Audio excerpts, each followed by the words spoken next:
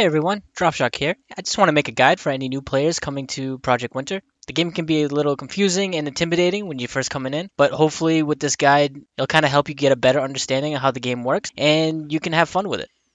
If you don't already know, Project Winter is an 8-person multiplayer survival game which takes place in an area with a harsh winter climate.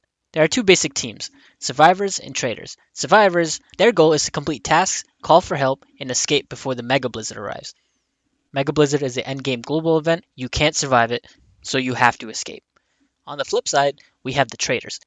Now, the traders' goal, simply put, they want to stop the survivors from escaping. Next, I'll go into some detail on how to play as the survivor and play as a trader. This will be some basic information to give you guys enough knowledge so you guys can jump into the game and start having fun. We'll start with survivors first. While you're loading into the game, you'll see the survivors' tasks at the beginning. The first two tasks are to repair the first and second objective. Once those two objectives have been completed, you have to call for the rescue vehicle using the cabin radio, and once the remaining survivors are in the vehicle, you can initiate the escape. Just a little side note, traders can't enter the vehicle, so once you're in there, you're safe.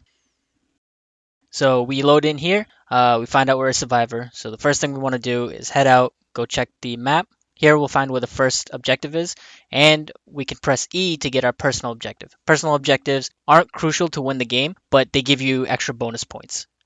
So once you have your bonus objective, the next thing you want to do is create a weapon. You either want to go to this rock formation to get stone or go to the tree to get wood. You'll need to break down both of them to craft that weapon. The way you break down material is just by punching it repeatedly until it breaks. Here we'll get the warning about the incoming Mega Blizzard, which will arrive in 14 minutes 30 seconds. Within that time frame, you want to have both of the objectives repaired and have already called the rescue vehicle. By the time the Mega Blizzard arrives, you should be already on your way to the pickup location. So back to what we were doing here. I already got a piece of wood. I got my stone. So I'm going to head back into the cabin to the crafting table and craft a weapon. So the weapons range from axe, pickaxe, and sickle. I prefer the sickle because it allows you to harvest berry bushes much faster. So there are two types of berries in the game, red berries and white berries. White berries, which I'm harvesting here, will heal you if you eat them, or if you collect 3, you can craft a med pack by using the cabin's cooking station. So on the other hand, we have red berries. Red berries will fill up your hunger and health meter, depending on whether they're cooked or not, will determine how much the meters get filled. Just a quick note, both of these berries are safe to eat raw.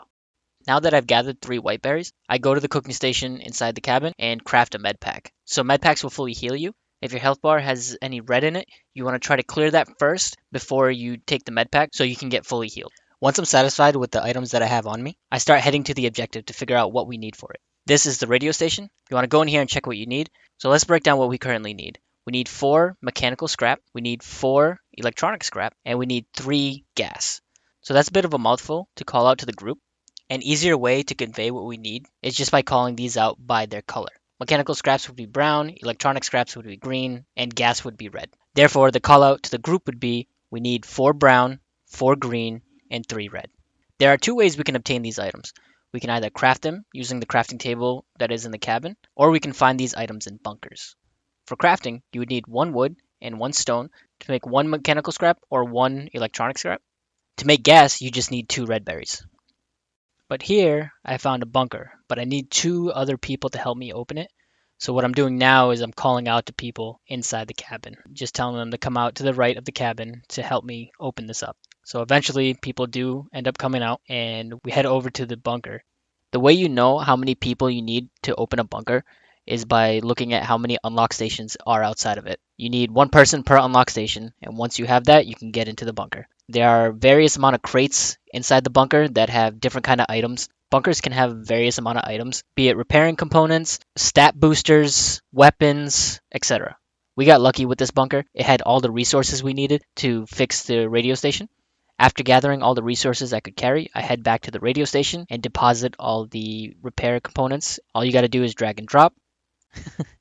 Someone threw a mechanical scrap my way, so I just put it in for them. Someone had called out that they had the remaining items that we needed. Here they come to add them. Once he adds them in there, he'll hit the repair button, and you can see in the top right hand corner that the radio station is fully repaired. So now we can move on to the next objective. The second objective is just a rinse and repeat of what you did on the first objective. So we currently have people doing that right now, and they just completed it. So the person on the right is calling for the rescue vehicle. So once he does that, we all head out and start heading to the pickup location. Now, bear in mind, there are still quite a few people left. So the traders have to act now. So they will try to kill people at the pickup location. As we get closer to the pickup location, we start hearing that a trader is attacking. So right now, they just downed him. Uh, he can't get up on his own. Only someone has to revive him. So I thought we were good, but then I just start getting attacked here, and I don't really have a weapon besides the sickle, so he gets me down, and eventually I just die here. But the others are able to escape, so I personally lost, but like the survivors as a whole, we won because some of the group escaped. Finally, as you're exploring the map, you'll find these black boxes and these black cylinders. The black boxes are trader crates, so survivors can't open them, and the cylinders are entry hatches for tunnels. When somebody uses either, it'll sound like a hatch is opening,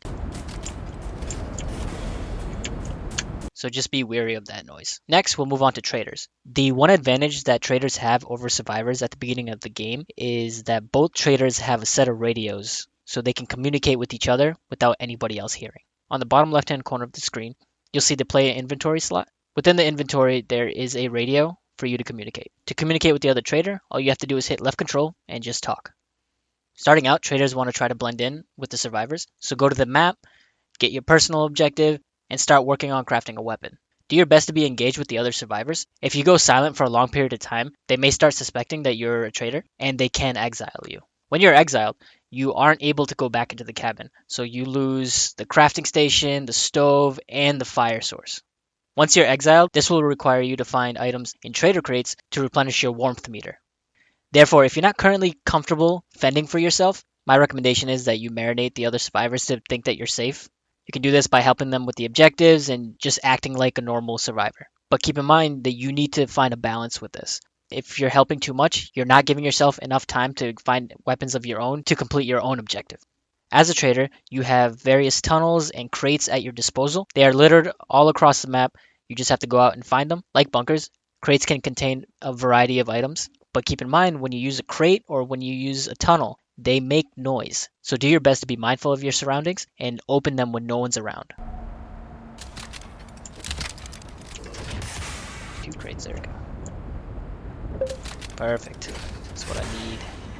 If you find a landmine like I did here, there are a few things that you can do with it. You can plant it on an objective or a crate, so the next time someone comes to open it, it just blows up in their faces. And obviously you can still plant it on the floor if you need to.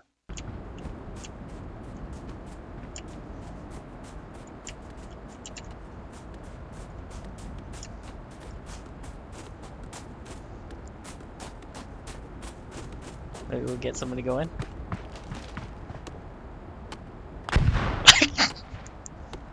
Another way that you can sabotage objectives is using sabotage points. If you look towards the top left-hand side of the screen, you'll see an envelope surrounded by a red circle with a number next to it. That number represents how many sabotage points you have. And if you have a certain amount of sabotage points, you are able to sabotage objectives.